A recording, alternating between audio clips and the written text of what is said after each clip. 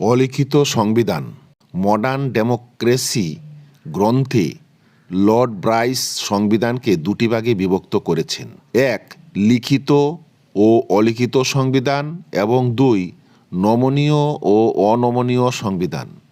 অলিখিত সংবিধান হল যেখানে মৌলিক নীতিগুলি লিখিত আকারে থাকে না।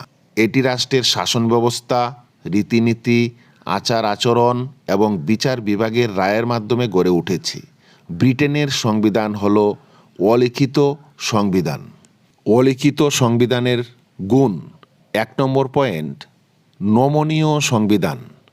অলিখিত সংবিধান নমনীয়, তাই এই সংবিধান পরিবর্তনের জন্য কোনো জটিল পদ্ধতির আশ্রয় নিতে হয় না।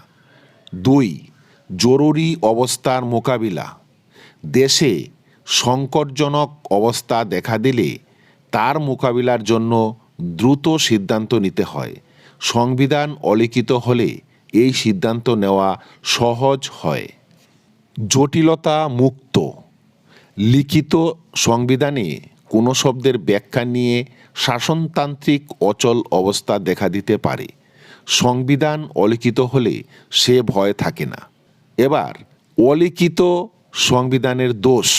১ নম্বর পয়েন্ট, অস্পষ্ট এবং অনির্দিষ্ট। অলিখিত সংবিধানের প্রধান দোষ হল এ ধরনের সংবিধান স্পষ্ট ও নির্দিষ্ট নয়। এর ফলে সরকার খেয়ালখুশি মতো রাষ্ট্র পরিচালনা করে। ২ নম্বর, জাতীয় স্বার্থ বিঘ্নিত হতে পারে। অলিখিত সংবিধান সহজে পরিবর্তন করা যায়, ফলে ক্ষমতাসীন দল সংকীর্ণ দলীয় স্বার্থে সংবিধান পরিবর্তন করে জাতীয় স্বার্থ বিঘ্নিত করতে পারে। ৩ নম্বর, স্বৈরাচারী হওয়ার সম্ভাবনা।